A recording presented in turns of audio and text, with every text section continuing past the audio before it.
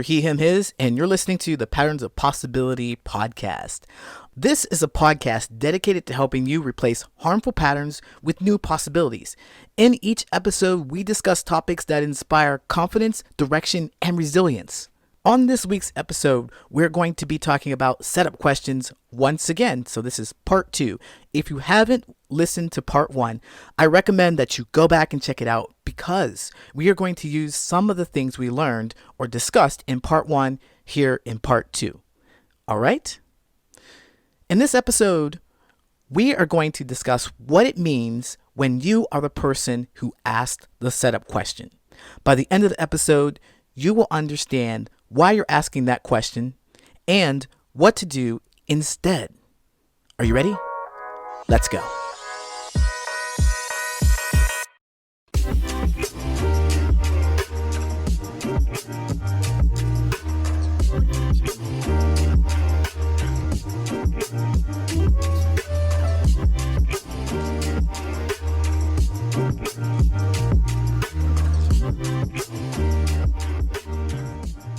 In the last episode, I compared encountering a setup question as a game of bowling. One is a pin and one is a ball. In the last episode, you were the pin getting hit by the bowling ball. In this episode, you are the bowling ball with your pins in sight, set all nice and neat, ready for you to bowl them over. You are the one that starts to send the conversation right to the gutter. Calling these things setup questions on this side of the bowling ball might feel a little uncomfortable. And of course it would. It might be hard for you to imagine that you're actually going to set someone up, that you intentionally want to do harm, or put someone in a position that almost guarantees you'll have an argument. I don't know what your intentions are, but it doesn't really matter. The impact of what you do is what matters. So keep an open mind when you're listening to this. Maybe consider how some of the things I described may happen in your communication. Setup questions have a couple of unique attributes. Setup questions already have been answered. That's right, the question comes after the answer. That question still needs an answer. So whatever was said first was wrong, or they didn't hear it. But still, the question needs to be answered. Setup questions are born in a strong emotion. They are meant to express that feeling, whatever it is, but they do a terrible job of it because they're questions. And when you ask that question, you send the person off on a journey somewhere where their mind goes to find the answer to that question. An answer, by the way, that you don't care about. So setup questions are very ineffective and they make the conversation really messy. They're messy because you're almost guaranteed not to get the answer you want because you haven't communicated exactly what you're looking for. You haven't communicated your feelings. You sent them off on a journey somewhere to figure out the answer to the question that you care nothing about. That's why it's a setup. It may not be intentional, but wow, you put that person in a really difficult situation.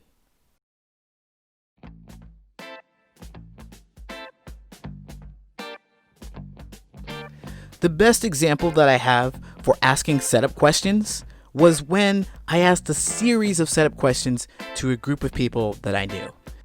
I was in a social group. We met once a week for about 4 years.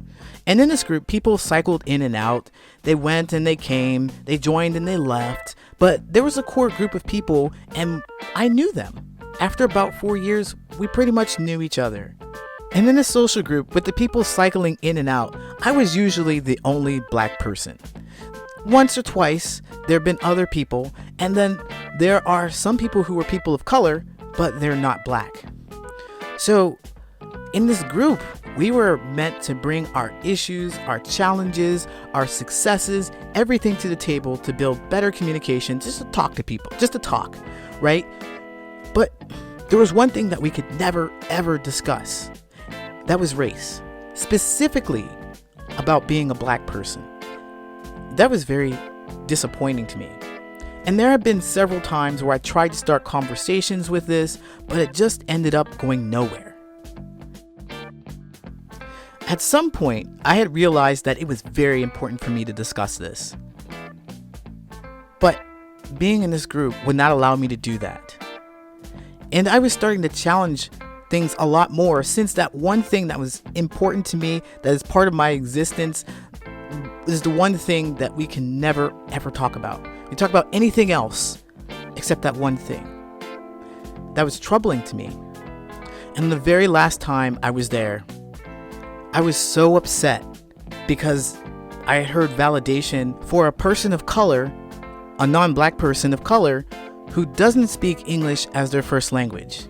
Their issues and troubles with not speaking English as their first language was completely validated. How people see them on the outside, how people see them in the world, their experiences were validated, but mine weren't. So I was really upset by that. So what I did was ask a ton of questions about things I cared nothing about. Why does everybody think it's funny when this person is absolutely terribly mean and I'm just trying to be cool, but everybody's upset with me? How does that work? Why is that person being validated when my experiences can't be validated? What is going on here? But I really didn't care about the answers to those questions because I know the answer. They know the answer. I had an intense feeling. I could not clearly communicate it.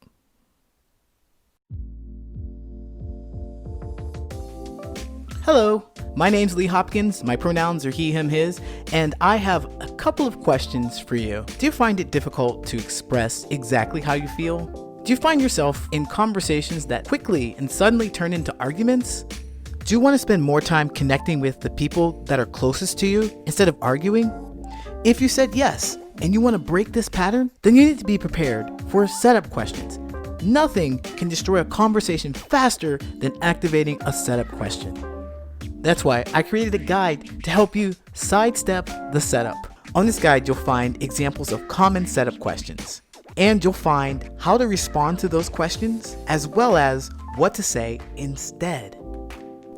So if you want to spend less time arguing and more time making genuine connection, then go ahead and grab the Sidestep the Setup guide from my website, patternsofpossibility.com. Remember that setup questions are questions that have already been answered, and they require an answer that you don't care about. They provide a bit of emotional distance from the topic, and they allow you to express your emotion. But they're messy, and they confuse whomever you're talking to because they're questions that hijack their brain and take them somewhere else thinking about how to answer your question. It's not helpful, and it's bound to cause a disagreement or a misunderstanding. So what can you do to stop setup questions? Well, I'm glad that you asked. Statements will stop any setup because the information is very clear, it's concise, and it's to the point. We're talking about exactly what the problem is. When dealing with setup questions, the problem is always and will always be how you feel about the situation. So, to start building our sentence, you need to figure out how you feel and what about the situation is causing your feelings. So, the next question might be, how do I create a statement instead of asking a question? Let's take a look. The key to making statements instead of setup questions lies in the awareness of who you as a person are. It lies in your own emotional intelligence because you need to be able to name your emotion. Next, you need to be able to figure out what's causing that emotion. For this, check your senses, all 5 of your senses. Look around. What do you see? Is that causing your emotion? Listen. Is that causing it? Is it a touch, taste, or smell? Whatever it is, you need to identify that. This part will be challenging if you don't have a regular practice of checking in on your own emotions. Start practicing paying attention to how you feel when you do things. And another part is to be able to name exactly how you feel. Are you mad? Are you angry? Are you infuriated? Are you upset? Being able to feel the distinction between those makes you more emotionally intelligent. Right now, you may not have a large emotional vocabulary, and that's okay. But to increase your emotional intelligence, you need to know the varying degrees of intensity. At my website, you could find Plutchik's Wheel of Emotion, which explains 8 different emotions and shows the varying intensity of each one. So right there's 24. All right, now that we have our things to make statements, we're going to do that. We're going to construct a statement because it's not just any statement. It is a clear, concise, and short statement. So you have your emotion and you have the source, the cause, the situation. What you're going to do is say, I feel, insert emotion here, about situation there. That's it. The difficult part is not the construction of the sentence. The syntax is easy. There's only a few words. The difficulty lies in understanding how you feel and being brave enough not to ask a setup question. Here's a little tip that might help. If you have a strong feeling and then a question pops in your mind, if you can stop yourself there, ask yourself, if you get the answer to this question, is it going to change how you feel? If not, of course, don't ask the question. Otherwise, go ahead. Share your short sentence with whoever you're talking to so that you can talk about the problem and nothing else.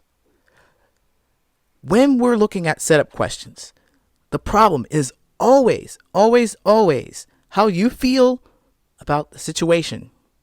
And you want to talk about that and only that. Don't move away from it. In my story, I asked a ton of setup questions because I didn't have the wherewithal to say exactly what I meant. I talked around the subject.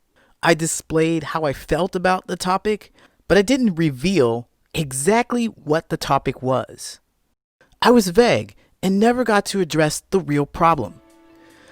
That strong emotion, if I could put a finger on it, was a combination of two, fear and anger. I was angry about this situation and afraid to say exactly how I felt because I didn't want it to be true. In this situation, I needed to make a straightforward statement so that I can get my feelings across, but I didn't do that. The reason why I didn't do that is because I was scared. Making statements like that leave you very vulnerable. You are naked, you are raw, you are exposing your truth. If their response is demeaning or invalidating or anything but nurturing, you are going to feel that 10 times more than you'd ever feel it if you just asked a question. If I had to turn my setup question into a statement, instead of asking, why are you okay with this? And why did you validate that?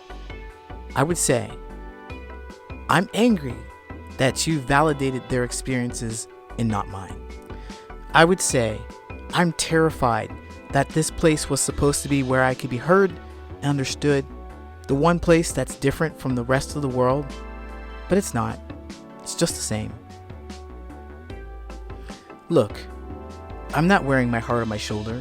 My heart's not on my sleeve. It's basically flopping around on the ground, trying not to get stepped on. It's out there, it's open, I'm exposed. Being vulnerable is the most powerful and the most telling thing about making a connection with a person. You can never overstate the value of doing something like this. You can never overstate the value of showing who you are to someone. Because in that moment, when you show who you are, you're going to see them too. There's no way that they can hide themselves in your truth. When you tell them how you feel, you're going to learn everything you need to know about them. They nurture you, good. They invalidate you, if they curse you, they put you down, if they demean you, then you know that they're not for you. Although it is terrifying, Being vulnerable is the only way that you can make genuine connections. Someone has to open up first. And if you know how to do it, let it be you.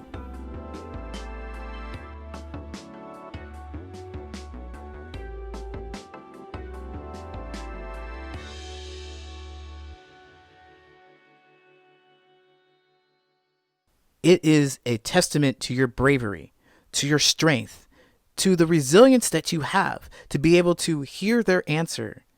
If it devastates you, if it invalidates you, to get up and continue going. If you feel like you don't have a lot of resilience right now, don't worry. It's not a big deal. Because just like lifting weights to build muscle, you need to practice and exercise your emotional ability to build resilience. You can do it, especially if you continue listening to this podcast. If you want to do the work, it will transform you into a new person. Start practicing making statements right now so that you can be a better communicator, so that you can make better and stronger connections, so that you can sidestep the setup.